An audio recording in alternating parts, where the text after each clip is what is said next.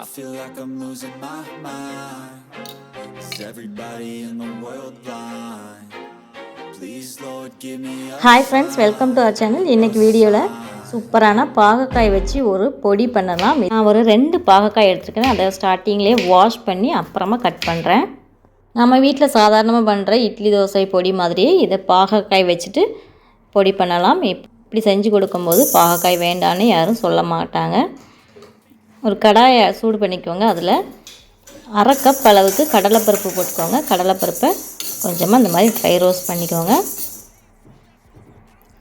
அப்புறமா அதில் கொஞ்சமாக லைட்டாக ஆயில் விட்டுக்கோங்க. ஆயில் விட்டுட்டு ஃப்ரை பண்ணிக்கோங்க. நீங்கள் 2 விதமான கப் எடுத்துக்கோங்க. அரை கப் சைஸ் ஒன்றுட்டு ஒரு 1/4 கப் சைஸ் கப்பு இந்த மாதிரி எடுத்துக்கோங்க. அதில் 1/4 கப்புக்கு உளுந்தம்பருப்பு சேர்த்துக்கலாம். அதையும் வறுத்து விட்டுருங்க. அப்புறமா வத்தல் சேர்த்துக்கலாம். வத்தல் வந்துட்டு உங்களுக்கு காரத்துக்கு ஏற்ற மாதிரி சேர்த்துக்கோங்க. நான் ஒரு 10லேருந்து 12 வரைக்கும் சேர்த்துருக்குறேன். காரம் அதிகமாக இருந்தால் கொஞ்சம் கம்மியாகவே சேர்த்துக்கோங்க. சேர்த்துட்டு அப்புறமா அதில் கொஞ்சமாக ஒரு அரை ஸ்பூன் அளவுக்கு பெப்பர் சேர்த்துக்கிறேன். பெப்பரையுமே பார்த்து சேர்த்துக்கோங்க. நீங்கள் உரப்பு கம்மியாக சாப்பிடுவீங்க அப்படின்னா கம்மியாகவே சேர்த்துக்கலாம். அப்புறம் 1/4 கப் அளவுக்கு எள்ளு சேர்த்துக்கலாம். வெள்ளை எள்ளு சேர்த்துருக்குறேன். நீங்கள் கருப்பு எள்ளு இருந்தாலும் சேர்த்துக்கலாம், நல்லாயிருக்கும். எல்லாத்தையுமே இந்த மாதிரி ரோஸ்ட் பண்ண விட்டுருங்க. ஆனால் எதுவுமே கரிஞ்சிடக்கூடாது. அப்புறம் ஒரு வெள்ளைப்பூடு பெரிய சைஸ் எடுத்துகிட்டு அதையுமே இந்த மாதிரி போட்டு வறுத்துக்கலாம்.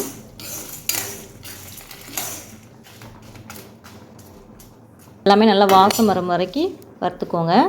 அப்புறம் நல்லா ஒரு லெமன் சைஸ் அளவுக்கு புளி எடுத்துக்கோங்க. அதையும் போட்டுட்டு ரோஸ்ட் பண்ணிடலாம். அப்புறம் ஒரு ஸ்பூன் அளவுக்கு ஜீரகம்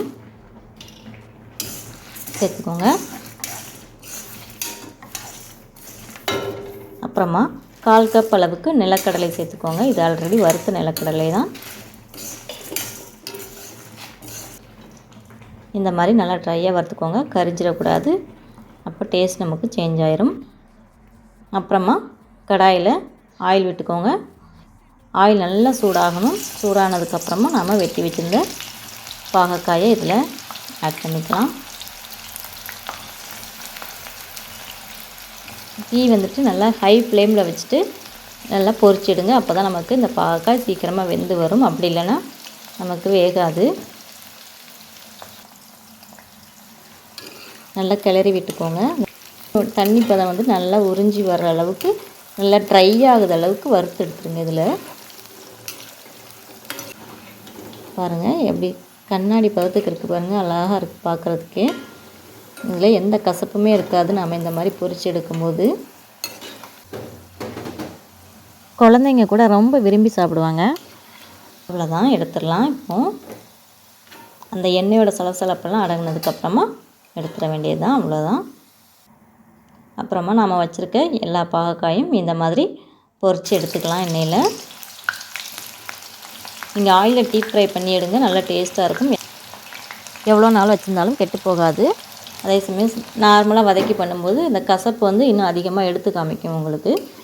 ஸோ அதுக்காக தான் நம்ம எண்ணெயில் போட்டு ஃப்ரை பண்ணி எடுக்கிறோம். பாருங்கள் எவ்வளோ கிளாஸியாக இருக்குதுன்னு பார்க்குறதுக்கே. அவ்வளோதான், நம்ம பொரித்து எடுத்தாச்சு. இப்போது எல்லாத்தையும் நம்ம அரைச்சிட்டு வந்துடலாம். ஒரு மிக்ஸி ஜார் எடுத்துக்கோங்க. ஜாரில் கொஞ்சம் கூட தண்ணி பதமே இருக்கக்கூடாது, நல்லா ட்ரையாக இருக்கணும். அந்த மாதிரி பார்த்துக்கோங்க.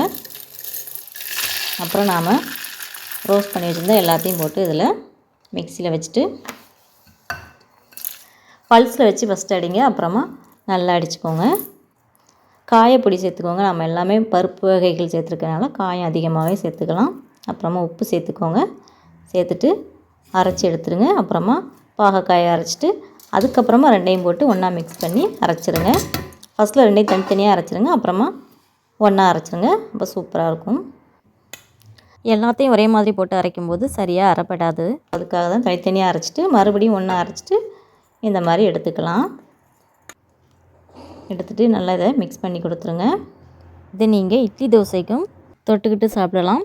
அப்புறமா சுட சுட சாப்பாடு வச்சுட்டு அதில் போட்டு மிக்ஸ் பண்ணி கொஞ்சமாக நெய் விட்டு சாப்பிட்டு பாருங்கள், அவ்வளோ அருமையாக இருக்கும். இந்த மாதிரி சுகர் ப்ரெஷர் இருக்கிறவங்களுக்கும் பாகக்காய் ரொம்பவுமே சூப்பரான ஒரு காய் தான். ஸோ கண்டிப்பாக ட்ரை பண்ணி பாருங்கள். நீங்கள் அரைச்சி வச்சுக்கிட்டீங்க அப்படின்னா நீங்கள் தேவைப்பட்டப்போ எடுத்து சாப்பிட்டுக்கலாம். இந்த பொடியை சும்மா கூட சாப்பிட்லாம், அவ்வளோ டேஸ்ட்டாக இருக்குங்க. கண்டிப்பாக இதை நீங்கள் வீட்டில் செஞ்சு வச்சுக்கோங்க. எப்போதும் ஒரே மாதிரி பண்ணாமல் இந்த மாதிரி கொஞ்சம் வித்தியாசமாக பண்ணி கொடுக்கலாம். பாய், see you next week.